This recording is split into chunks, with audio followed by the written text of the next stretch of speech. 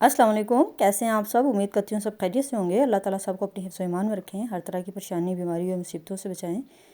तो जी आज मैं बनाने लगी हूँ मसाले वाली भिंडी। भिंडियाँ बनाना बहुत ही आसान है और ये बहुत ही यम्मी बनती हैं। और मैं नए तरीके से भिंडियाँ बना रही हूँ, जिसमें हम पहले मसाला बनाएंगे और फिर भिंडी फ्राई करके उसमें ऐड करेंगे। तो जिसके लिए मैंने ले ली हैं जी आधा किलो भिंडियाँ छोटी छोटी काट ली हैं, 2 बड़े साइज़ के टमाटर काट लिए हैं, 5-6 सब्ज़ मिर्चें और 3 मीडियम साइज़ के प्याज जो थे वो मैंने भरी भरी काट लिए हैं। सबसे पहले एक पैन लेंगे, उसमें ऑयल गरम करके उसके अंदर हमने प्याज को थोड़ा सा फ्राई करना है।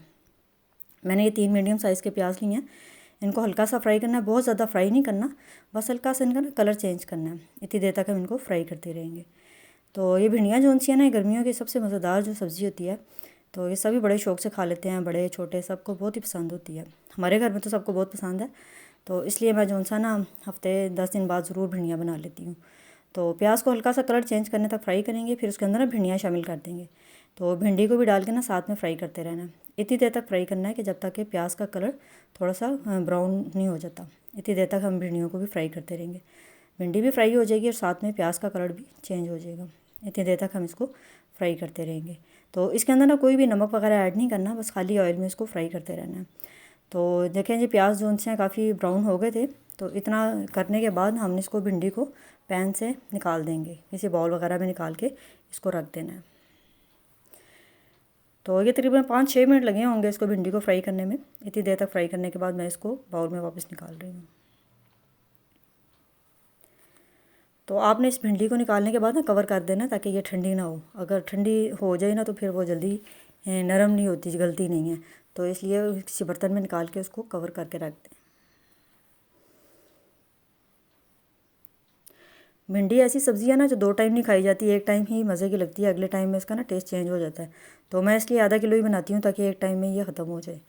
तो इसलिए मैंने भिंडी को पैन में उसमें निकाल के बाउल में निकालने के बाद मैंने पैन में थोड़ा सा ऑयल लिया, उसके अंदर हाफ़ टी स्पून डाला सफ़ेद ज़ीरा डाला और हाफ़ टी स्पून के करीब ही अजवाइन शामिल कर दी थी और उसको ना कड़कड़ा लिया था।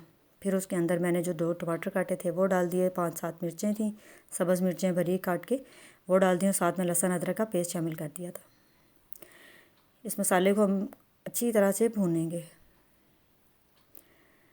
यहाँ तक भूनना है कि इसका ऑयल जो सा सेपरेट हो जाए। इतनी देर तक इसको भूनते रहेंगे। फिर उसके बाद हम इसमें कुछ स्पाइसेस ऐड करेंगे।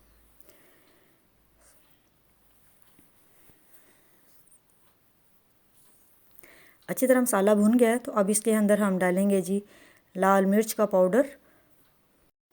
हाफ़ टी स्पून मैंने इसमें लाल मिर्च डाली है और इसमें जाएगा जी हाफ़ टी स्पून ही नमक और थोड़ी सी हल्दी, हाफ़ टी स्पून से कम जो सा हल्दी डालेंगे। ये तीनों चीज़ें डालने के बाद हम इसको अच्छी तरह से फ्राई कर लेंगे, क्योंकि हमने इसमें ज़ीरा और अजवाइन पहले से ही डाली है, इसलिए हम इसमें और कोई मसाले वगैरह ऐड नहीं करेंगे। तो अच्छी तरह से मसाले को भूनना है, ताकि वो नमक मिर्च और हल्दी जो सी अच्छी तरह से भून जाए और मसाला जो सा ये टमाटर वगैरह बिल्कुल नरम हो जाए, सॉफ्ट हो जाए। इतनी देर तक मसाले को भूनते रहना है। अच्छी तरह मसाला भून जाएगा, फिर हम इसके अंदर जो भिंडी फ्राई करके रखी थी वो इसके अंदर शामिल कर देंगे। भिंडियों को डालने के बाद अच्छी तरह से इसको मिक्स करना है, ताकि भिंडी में जो सा थोड़ा सा रह गया था, उसकी लेस वगैरह रह गई थी, वो भी ख़त्म हो जाए।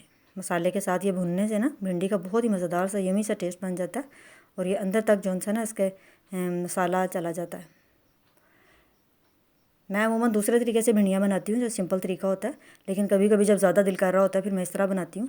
लेकिन इसमें यह है कि मिर्चें थोड़ी सी कम रखेंगे, क्योंकि हमने इसमें 5-6 जो सी हैं सब्ज़ मिर्चें डाली हैं, तकरीबन 7 मैंने सब्ज़ मिर्चें डाली थी।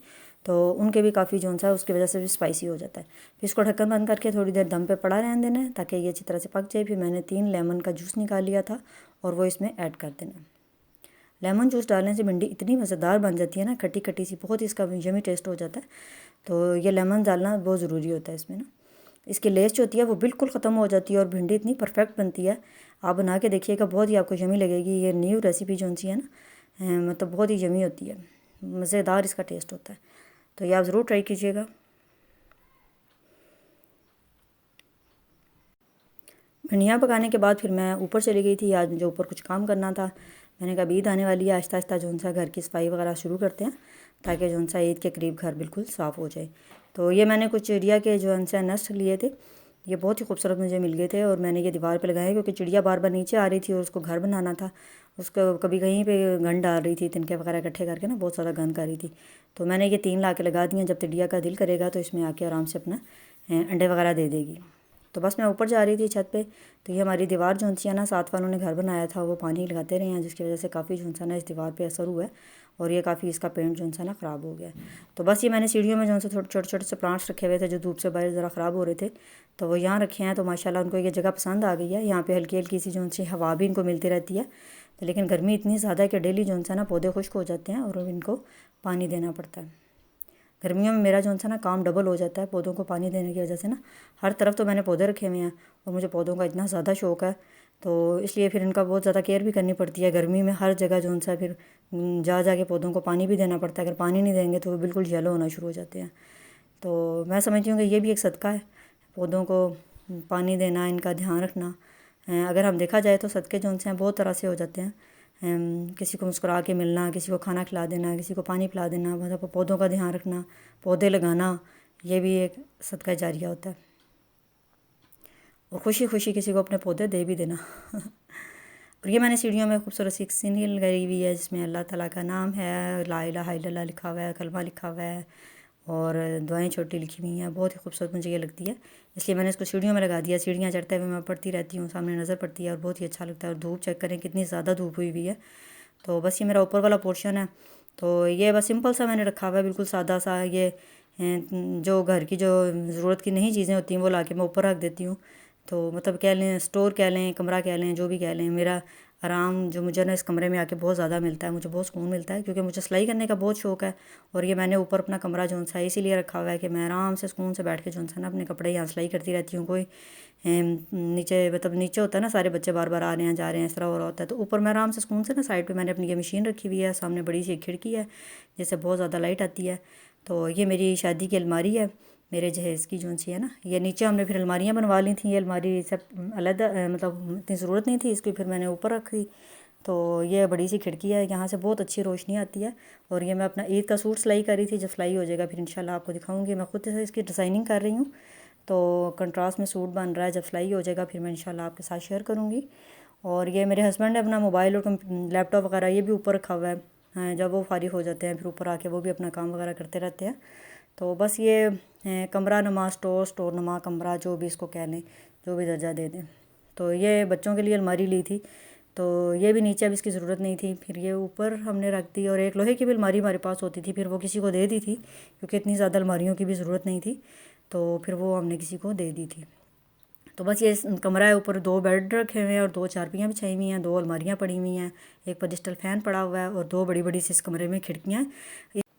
खिड़कियों की वजह से कमरे में इतनी रोशनी होती है कि लाइट जलाने की भी ज़रूरत नहीं होती और हवा भी माशाल्लाह बहुत ही अच्छी यहाँ से आती है। लेकिन आजकल तो गर्मी है, गर्मी की वजह से पंखे वगैरह चलाने पड़ते हैं। तो ये बाहर हमारा छोटा सा टेरेस है, यहाँ पे भी कुछ चीज़ें रखी हुई हैं। एक चारपाई यहाँ पे बिछाई हुई है, यहीं वॉशरूम भी है और ऊपर जो जाने वाली सीढ़ियाँ हैं वो भी इसी साइड पे हैं। और मेरी जो वॉशिंग मशीन, पहले दूसरी वॉशिंग मशीन थी, मैं इसमें कपड़े धोया करती थी। ये भी मेरी शादी की है, ये बहुत ही ज़बरदस्त है। ये कैबिनेट्स पहले किचन में होते थे, फिर उतार के ऊपर लगा दिए हैं, नीचे अब नए बनवा लिए हैं। तो बस यही था मेरा आज का छोटा सा व्लॉग। पसंद आए तो सब्सक्राइब करें। मिलते हैं का नई वीडियो के साथ। अपना बहुत सारा ख्याल रखें। अल्लाह हाफिज़।